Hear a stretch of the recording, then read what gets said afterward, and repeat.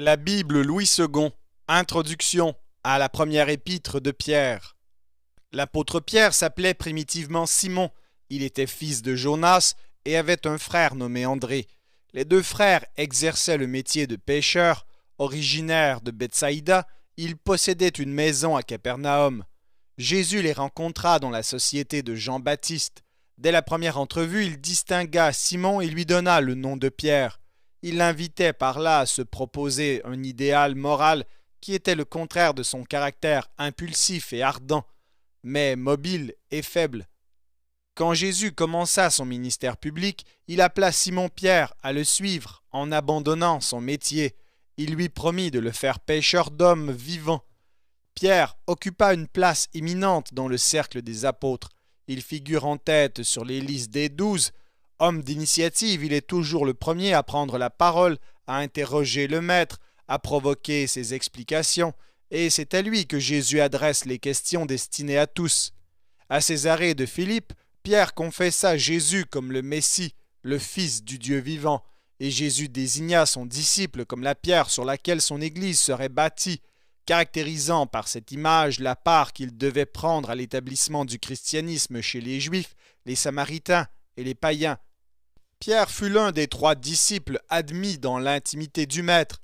En cette qualité, il fut témoin de la transfiguration et des miracles accomplis dans des circonstances spéciales. Jésus lui demanda de l'assister dans son agonie en Gethsémane, mais il répondit mal à son attente. Auparavant déjà, il avait résisté au Maître qui voulait lui laver les pieds et était demeuré sourd à ses avertissements, leur opposant la solennelle promesse d'être fidèle jusqu'à la mort. Après avoir fait, au moment de l'arrestation de Jésus, une tentative de le défendre par la force, il fut seul avec Jean à le suivre dans la cour du souverain sacrificateur. Mais là, il le renia par 3 fois.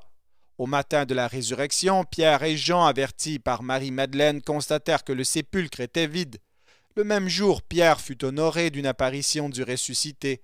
Enfin, dans l'entrevue qu'il eut avec quelques-uns de ses disciples au bord du lac, Jésus s'adressa particulièrement à Simon, fils de Jonas. Il lui rappela son triple reniement en lui demandant par 3 fois s'il l'aimait. Puis, il le rétablit dans sa charge de pasteur des brebis et lui prédit qu'il finirait sa carrière par le martyre. Dans l'Église naissante, Pierre eut d'emblée le premier rôle. L'élection d'un apôtre pour remplacer Judas est faite sur son initiative. Le jour de la Pentecôte, il parle à la foule au nom des 12. Après avoir guéri l'impotent, il parle encore au peuple puis au Sanhédrin. Il est l'instrument de Dieu pour exercer au sein de l'Église une redoutable discipline. Délégué avec Jean auprès des Samaritains, évangélisé par Philippe, il leur procure le don du Saint-Esprit en leur imposant les mains. Pendant une visite aux églises de la Judée, il est appelé à Césarée auprès du centenier Corneille et introduit en sa personne le premier païen dans l'Église. Paul se rend à Jérusalem pour la première fois à sa conversion, afin de faire la connaissance de Céphas, et il demeure 15 jours auprès de lui. Quand Hérode se met à persécuter l'Église, il s'attaque à Jacques, fils de Zébédée, qui est mis à mort, et à Pierre, qui est emprisonné. Délivré miraculeusement, Pierre s'en alla dans un autre lieu. Nous le retrouvons à Jérusalem lors de la conférence racontée en Acte 15. Il prend part à la discussion, mais l'influence prépondérante et décisive paraît avoir été exercée par Jacques, le frère du Seigneur. À sa dernière visite à Jérusalem, en l'an 59, Paul se rend chez Jacques, où s'assemblent tous les anciens, voir Acte 21-18. Pierre n'est pas mentionné, ce qui fait penser qu'il n'était pas à Jérusalem. Il est probable qu'il exerçait alors son activité hors de Judée. D'un tempérament impétueux et porté aux initiatives hardies, il ne dut pas se confiner longtemps dans un champ de travail aussi restreint que l'église de Jérusalem. Il fit lui aussi des voyages missionnaires. Nous ne pouvons dire dans quelle contrée ces voyages le portèrent, mais 2 ou 3 passages des épîtres de Paul offrent des indices de cette activité de Pierre hors de Palestine. Dans Galates 2,12 et suivants, Paul raconte comment Pierre, lors d'une visite qu'il fit à Antioche, fraternisa d'abord dans les agapes avec les chrétiens d'origine païenne, puis, intimidé par l'arrivée de personnes venues de la part de Jacques, se retira à l'écart et comment il dut le reprendre vivement au sujet de cette conduite inconséquente qui exerça aussitôt une fâcheuse influence sur les autres chrétiens juifs et même sur Barnabas. L'attitude de Pierre dans cette circonstance ne peut être expliquée que comme une défaillance, étrange chez un homme qui avait été éclairé par une révélation spéciale lorsqu'il admit Corneille dans l'Église, bien conforme toutefois à son caractère naturel, hardi et généreux, mais inconstant et dominé par la crainte des hommes. Cette rencontre avec Paul dut se produire pendant le séjour que l'apôtre des gentils fit à Antioche entre son accord et son troisième voyage missionnaire. Voir Actes 18, 22 et 23. La présence de Pierre dans cette ville peut être considérée comme l'indice d'un travail d'évangélisation qu'il accomplissait en Syrie parmi les Juifs très nombreux dans cette contrée. Il est probable que son activité s'étendit plus loin jusqu'en Asie mineure. Le partage convenu avec Paul, en vertu duquel ce dernier a été reconnu apôtre des nations, tandis que Pierre avait pour son domaine l'évangélisation des Juifs, voir Galates 2, 7 et 8, ne s'oppose pas à cette hypothèse, car d'une part les colonies juives étaient établies dans toutes les provinces d'Asie mineure, et d'autre part cette délimitation de leurs domaines respectifs qui avait pour but immédiat de légitimer l'apostolat de Paul et d'en assurer l'indépendance, ne fut pas observée strictement dans la suite. Paul s'adressait aux Juifs qu'il rencontrait dans les villes païennes, et beaucoup de Juifs faisaient partie des églises qu'il fonda. Pierre, de même, dut se sentir libre de comprendre les païens dans son travail d'évangélisation. Ce travail le rapprocha de la Grèce, si même il ne le conduisit jusque dans ce pays. Dans 1 Corinthiens 9,5, Paul mentionne incidemment, comme une circonstance bien connue des Corinthiens, le fait que Céphas conduit partout avec lui son épouse. L'existence d'un parti de Céphas dans l'église de Corinthe ne prouve pas que Pierre ait été dans cette ville, car ce parti peut avoir été formé par des gens venus de Palestine qui se réclamaient du chef des apôtres. Mais Pierre aurait-il joui d'une telle autorité à Corinthe s'il n'avait jamais franchi les limites de la Judée? Enfin, la première épître qui lui est attribuée peut être invoquée comme l'indice de son apostolat en Asie mineure. Sans doute, elle ne renferme pas, comme la plupart des lettres de Paul, des salutations pour des amis personnels de l'auteur, mais son caractère d'encyclique, adressé à des églises réparties en plusieurs provinces, ne permettait pas à Pierre d'y inclure des messages individuels. L'épître dite aux Éphésiens n'en contient pas non plus. Si Pierre n'avait jamais eu de rapport avec les églises d'Asie mineure, quelle raison aurait-il eu de leur adresser sa lettre plutôt qu'à d'autres? L'hypothèse d'une activité de Pierre hors de Judée ne repose, il est vrai, que sur ces indices peu nombreux et incertains. De fait, l'histoire est muette sur les 20 dernières années de la vie de l'apôtre. La tradition catholique, sur laquelle repose tout l'édifice de la papauté, suppléait à cette lacune en rapportant que Pierre vint de bonne heure à Rome, fonda l'église de cette ville, la gouverna 25 ans et fut ainsi le premier des souverains pontifes. Les textes les plus incontestables démentent cette tradition. Pierre n'avait pas fondé l'église de Rome et n'était pas encore venu à Rome quand Paul écrivit l'épître aux Romains dans l'hiver de l'an 58 à 59. Comparez Romains 1, versets 13 à 15 et Romains 15, 20. Pierre ne se trouvait pas à Rome quand Paul écrivait de cette ville en l'an 63 sa lettre aux Philippiens et dépeignait la position où il se trouvait dans les termes que nous lisons en Philippiens 1, 15 à 18, 2, 20 et 21. Certains savants ont mis en doute que Pierre ait jamais été à Rome. Cependant, sa mort dans la capitale de l'Empire semble établie par des témoignages dignes de foi. Le fait que Pierre ait terminé sa carrière par le martyre paraît attesté dans Jean 21, verset 19, où l'auteur le mentionne comme un accomplissement de la prédiction de Jésus. Or, aucune église autre que Rome n'a jamais revendiqué l'honneur de compter Pierre au nombre de ses martyrs. Environ 30 ans après l'époque présumée de la mort de Pierre, Clément de Rome, dans son épître aux Corinthiens, chapitres 5 et 6, cite des exemples de serviteurs de Dieu qui furent victimes du zèle inique des païens, et après avoir nommé des fidèles de l'ancienne alliance, il ajoute « Venons-en aux combattants qui ont été le plus près de nous. Prenons les généreux exemples de notre génération. C'est par haine et envie que les plus grandes et les plus fidèles colonnes ont été persécutées et tourmentées jusqu'à la mort. Mettons devant nos yeux les excellents apôtres.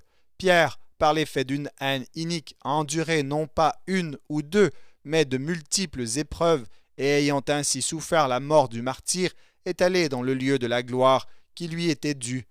Il continue en relatant la mort de Paul, puis il dit « À ces hommes qui se sont conduits saintement a été ajoutée une grande multitude d'élus, qui, ayant souffert à cause de la haine dont ils étaient l'objet, beaucoup de mauvais traitements et de supplices, ont été parmi nous le plus bel exemple. » Il fait allusion aux chrétiens de Rome qui furent victimes de Néron.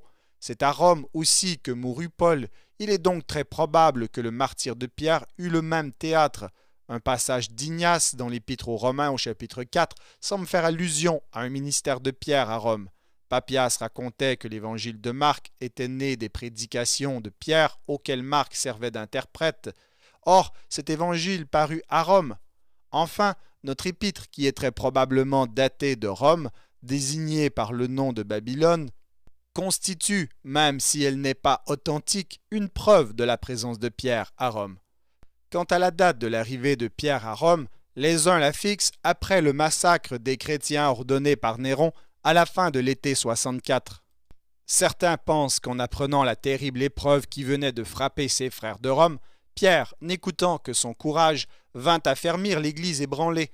Cette conduite serait conforme à la nature généreuse du disciple qui disait à Jésus « Je suis prêt à aller avec toi, et en prison, et à la mort. » Et cette fois, il sut tenir sa résolution. Après un court ministère dans la capitale, il y subit à son tour le martyre dans les conditions particulièrement cruelles auxquelles Clément fait allusion. D'autres historiens sont conduits par divers indices à admettre que Pierre périt dans la tourmente même déchaînée par Néron sur l'Église de Rome. Caius, presbytre romain de la fin du second siècle, rapporte que de son temps l'on voyait encore le trophée de Pierre, c'est-à-dire son tombeau, ou le monument élevé sur le lieu de son supplice près du Vatican. Or ce fut au même endroit, dans les jardins d'Agrippine, que Néron livra les chrétiens des tortures variées, parmi lesquelles Tacite mentionne le supplice de la croix. Ce supplice fut précisément, d'après d'anciennes traditions, celui qui fut infligé à Pierre. Il faudrait donc supposer que Pierre vint à Rome à la fin de l'an 63 ou au commencement de l'an 64, à l'époque à peu près où Paul, libéré de sa première captivité, quittait cette ville. Le voyage de Marc en Asie mineure, mentionné en Colossiens 4,10, ne fut peut-être pas sans influence sur la résolution de Pierre. Il eut, en tout cas, pour effet de faire passer Marc de l'entourage de Paul dans la société de Pierre. Si l'épître aux Colossiens a été écrite à Rome, et si c'est de là que Marc entreprit son voyage, il put renseigner Pierre sur la situation de l'Église de Rome et sur les difficultés que les judaïsants suscitaient à Paul, sur les espérances de Paul d'être rendu à la liberté et sur les projets ultérieurs. Il put, par ces nouvelles, déterminer Pierre à se rendre à son tour dans la capitale de l'Empire. Et si l'épître aux Colossiens a été envoyée antérieurement, déjà de Césarée, Marc n'en devient pas moins un vivant trait d'union entre Pierre et Paul, et son influence ne fut point étrangère au départ de Pierre pour Rome où il l'accompagna. Voir 1 Pierre 5,13.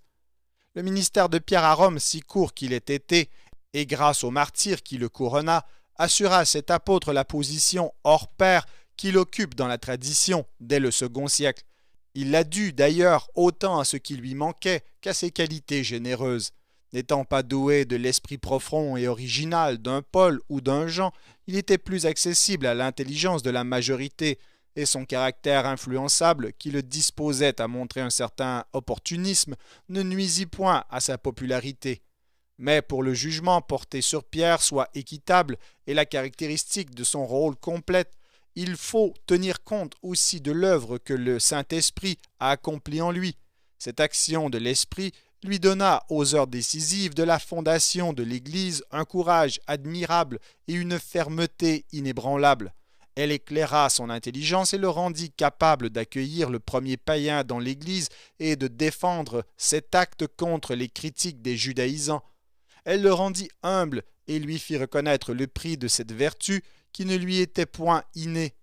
Elle opéra surtout en lui cette régénération qu'il célèbre en des termes magnifiques à l'entrée de son épître et par laquelle il saisit de sa profondeur et sa richesse la rédemption qui nous est offerte en Jésus-Christ. La lettre qui nous est conservée sous son nom en est la preuve. Notre épître est destinée à des chrétiens éprouvés et les exhorte à marcher conformément à leur sainte vocation et à souffrir patiemment en regardant à Christ qui a souffert pour eux. Ce contraste entre l'espérance glorieuse, la joie ineffable qu'un salut acquis à grand prix assure aux rachetés de Christ et l'opprobre, les persécutions, les souffrances auxquelles il est exposé comme chrétien domine toute l'épître. L'épître s'ouvre par un aperçu présenté comme un acte d'adoration et de louange de toute l'œuvre du salut. Elle contient ensuite des exhortations que l'on peut regrouper en 3 séries. Du chapitre 1, verset 13 au chapitre 2, verset 10, du chapitre 2, verset 11 au chapitre 4, verset 19, du chapitre 5, verset 1 au verset 11. Nous y distinguons les 4 paragraphes suivants. Premièrement, adresse de l'épître, action de grâce à Dieu qui nous a sauvés pour une espérance vivante, chapitre 1, verset 1 à 12. Deuxièmement, exhortation générale à la sainteté et à l'amour, chapitre 1, verset 13 au chapitre 2, verset 10. Troisièmement, le chrétien, dans ses diverses relations avec les hommes, doit agir et souffrir comme Christ, chapitre 2, verset 11 au chapitre 4, verset 19. Et finalement, dernière instruction et salutation, chapitre 5, versets 1 à 14.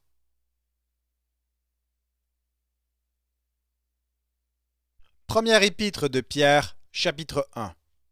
Pierre, apôtre de Jésus-Christ, à ceux qui sont étrangers et dispersés dans le Pont, la Galatie, la Cappadoce, l'Asie et la Bithynie, et qui sont élus selon la prescience de Dieu le Père, par la sanctification de l'Esprit, afin qu'ils deviennent obéissants et qu'ils participent à l'aspersion du sang de Jésus-Christ, que la grâce et la paix vous soient multipliées.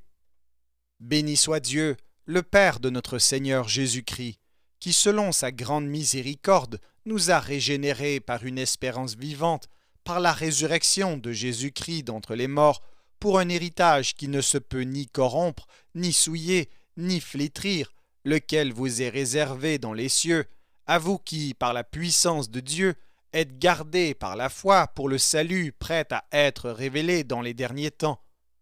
C'est là ce qui fait votre joie, quoique maintenant, puisqu'il le faut, vous soyez attristés pour un peu de temps par diverses épreuves, afin que l'épreuve de votre foi, plus précieuse que l'or périssable, qui cependant est éprouvé par le feu, ait pour résultat la louange, la gloire et l'honneur, lorsque Jésus-Christ apparaîtra, lui que vous aimez sans l'avoir vu, en qui vous croyez sans le voir encore, vous réjouissant d'une joie ineffable et glorieuse, parce que vous obtiendrez le salut de vos âmes pour prix de votre foi.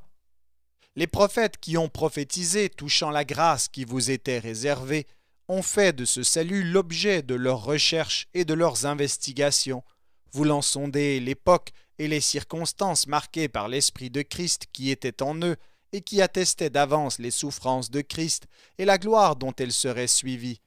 Il leur fut révélé que ce n'était pas pour eux-mêmes, mais pour vous, qu'ils étaient les dispensateurs de ces choses que vous ont annoncées maintenant ceux qui vous ont prêché l'Évangile par le Saint-Esprit envoyé du ciel, et dans lesquels les anges désirent plonger leur regard. C'est pourquoi saignez les reins de votre entendement, soyez sobres et ayez une entière espérance dans la grâce qui vous sera apportée lorsque Jésus-Christ apparaîtra. Comme des enfants obéissants, ne vous conformez pas aux convoitises que vous aviez autrefois quand vous étiez dans l'ignorance. Mais puisque celui qui vous a appelé est saint, vous aussi soyez saints dans toute votre conduite, selon qu'il est écrit, vous serez saints, car je suis saint. Et si vous invoquez comme Père celui qui juge selon l'œuvre de chacun, sans acception de personne, conduisez-vous avec crainte pendant le temps de votre pèlerinage, sachant que ce n'est pas par des choses périssables, par de l'argent ou de l'or, que vous avez été rachetés de la vaine manière de vivre que vous aviez hérité de vos pères, mais par le sang précieux de Christ, comme d'un agneau sans défaut et sans tache, prédestiné avant la fondation du monde, et manifesté à la fin des temps, à cause de vous, qui par lui croyez en Dieu, lequel l'a ressuscité des morts et lui a donné la gloire, en sorte que votre foi et votre espérance reposent sur Dieu. ayant purifié vos âmes en obéissant à la vérité pour avoir un amour fraternel sincère, aimez-vous ardemment les uns les autres, de tout votre cœur, puisque vous avez été régénérés, non par une semence corruptible, mais par une semence incorruptible, par la parole vivante et permanente de Dieu. Car toute chair est comme l'herbe, et toute sa gloire comme la fleur de l'herbe. L'herbe sèche et la fleur tombe, mais la parole du Seigneur demeure éternellement. Et cette parole est celle qui vous a été annoncée par l'Évangile.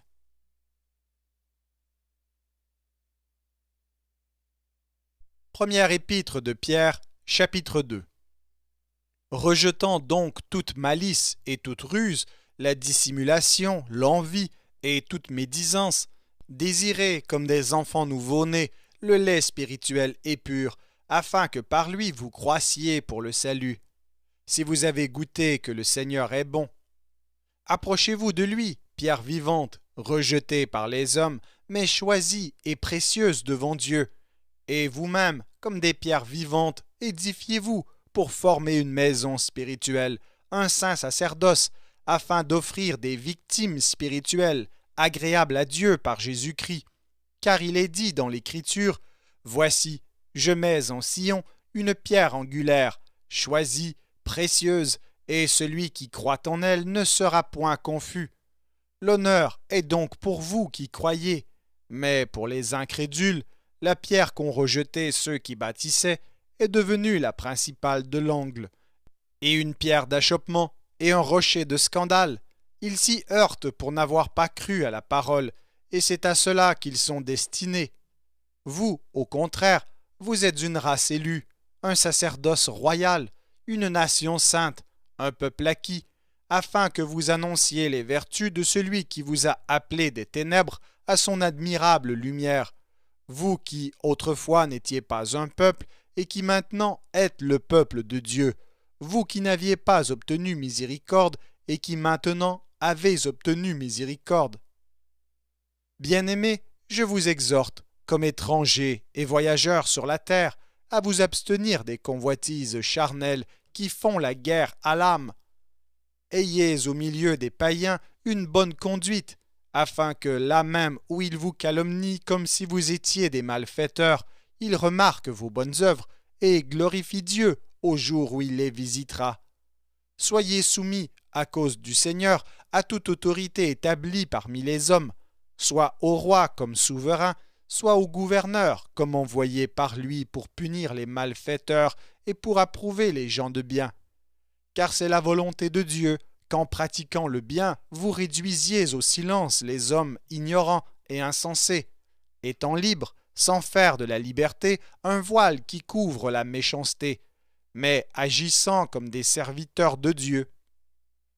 Honorez tout le monde, aimez les frères, craignez Dieu, honorez le roi. Serviteurs, soyez soumis en toute crainte à vos maîtres, non seulement à ceux qui sont bons et doux, mais aussi à ceux qui sont d'un caractère difficile, car c'est une grâce que de supporter des afflictions par motif de conscience envers Dieu, quand on souffre injustement.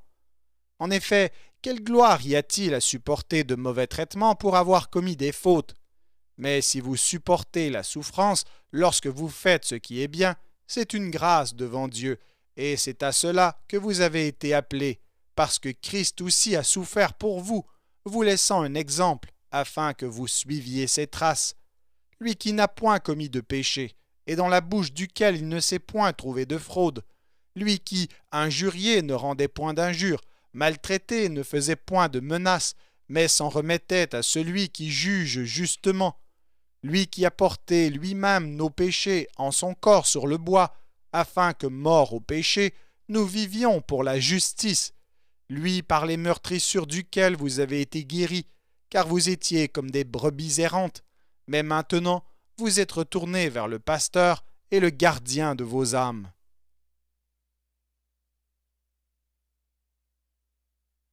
Première épître de Pierre, chapitre 3. Femmes, soyez de même soumises à vos maris, afin que, si quelques-uns n'obéissent point à la parole, ils soient gagnés sans parole par la conduite de leurs femmes, en voyant votre manière de vivre chaste et réservée. Ayez non cette parure extérieure qui consiste dans les cheveux tressés, les ornements d'or ou les habits qu'on revêt, mais la parure intérieure est cachée dans le cœur, la pureté incorruptible d'un esprit doux et paisible qui est d'un grand prix devant Dieu. Ainsi se paraient autrefois les saintes femmes qui espéraient en Dieu, soumises à leur mari, comme Sarah qui obéissait à Abraham et l'appelait son Seigneur. C'est d'elles que vous êtes devenues les filles, en faisant ce qui est bien, sans vous laisser troubler par aucune crainte. Marie, montrez à votre tour de la sagesse dans vos rapports avec vos femmes, comme avec un sexe plus faible. Honorez-les, comme devant aussi hériter avec vous de la grâce de la vie. Qu'il en soit ainsi, afin que rien ne vienne faire obstacle à vos prières. Enfin, soyez tous animés des mêmes pensées et des mêmes sentiments, pleins d'amour fraternel, de compassion, d'humilité. Ne rendez point mal pour mal ou injure pour injure, bénissez au contraire, car c'est à cela que vous avez été appelés, afin d'hériter la bénédiction. Si quelqu'un en effet veut aimer la vie et voir des jours heureux, qu'il préserve sa langue du mal et ses lèvres des paroles trompeuses, qu'il s'éloigne du mal et fasse le bien, qu'il recherche la paix et la poursuive, car les yeux du Seigneur sont sur les justes et ses oreilles sont attentives à leurs prières. Mais la face du Seigneur est contre ceux qui font le mal. Et qui vous maltraitera si vous êtes zélés pour le bien? D'ailleurs, quand vous souffririez pour la justice, vous seriez heureux. N'ayez d'eux aucune crainte et ne soyez pas troublés, mais sanctifiez dans vos cœurs Christ le Seigneur, étant toujours prêts à vous défendre avec douceur et respect devant quiconque vous demande raison de l'espérance qui est en vous, et ayant une bonne conscience, afin que, là même où ils vous calomnient, comme si vous étiez des malfaiteurs, ceux qui décrient votre bonne conduite en Christ soient couverts de confusion. Car il vaut mieux souffrir, si telle est la volonté de Dieu, en faisant le bien qu'en faisant le mal. Christ aussi a souffert une fois pour les péchés, lui juste pour des injustes, afin de nous amener à Dieu, ayant été mis à mort quant à la chair, mais ayant été rendu vivant quant à l'esprit, dans lequel aussi il est allé prêcher aux esprits en prison, qui autrefois avaient été incrédules, lorsque la patience de Dieu se prolongeait au jour de Noé, pendant la construction de l'arche, dans laquelle un petit nombre de personnes, c'est-à-dire 8, furent sauvées à travers l'eau. Cette eau était une figure du baptême, qui n'est pas la purification des souillures du corps, mais l'engagement d'une bonne conscience envers Dieu, et qui maintenant vous sauve, vous aussi, par la résurrection de Jésus-Christ, qui est à la droite de Dieu, depuis qu'il est allé au ciel, et que les anges, les autorités et les puissances lui ont été soumis.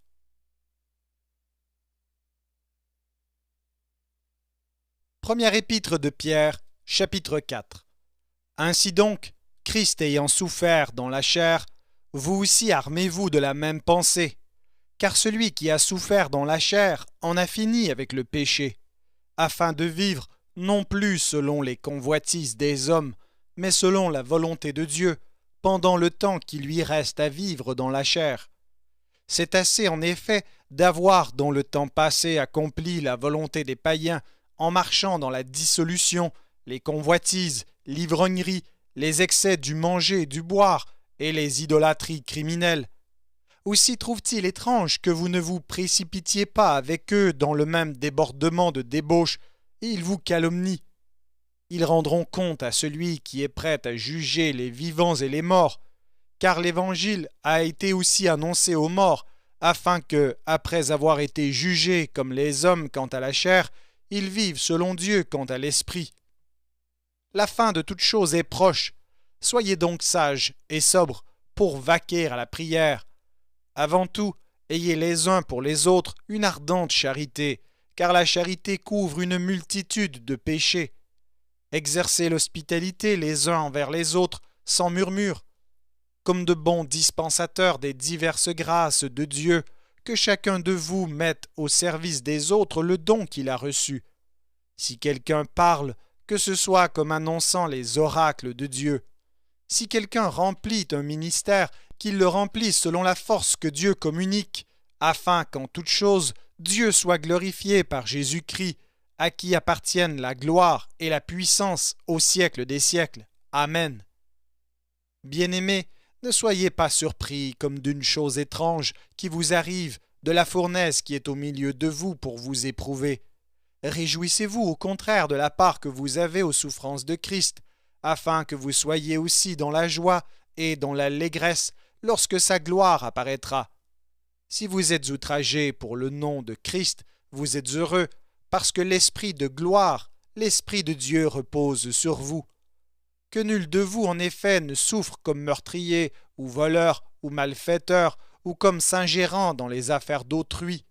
Mais si quelqu'un souffre comme chrétien, qu'il n'en ait point honte, et que plutôt il glorifie Dieu à cause de ce nom. Car c'est le moment où le jugement va commencer par la maison de Dieu. Or, si c'est par nous qu'il commence, quelle sera la fin de ceux qui n'obéissent pas à l'évangile de Dieu?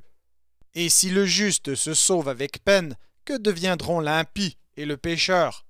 Ainsi, que ceux qui souffrent selon la volonté de Dieu remettent leurs âmes au fidèle Créateur en faisant ce qui est bien.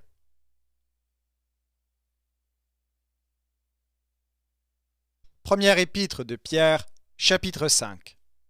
Voici les exhortations que j'adresse aux anciens qui sont parmi vous, moi, ancien comme eux, témoins des souffrances de Christ et participants de la gloire qui doit être manifestée. Paissez le troupeau de Dieu qui est sous votre garde, non par contrainte, mais volontairement, selon Dieu, non pour un gain sordide, mais avec dévouement, non comme dominant sur ceux qui vous sont échus en partage, mais en étant les modèles du troupeau. Et lorsque le souverain pasteur paraîtra, vous obtiendrez la couronne incorruptible de la gloire.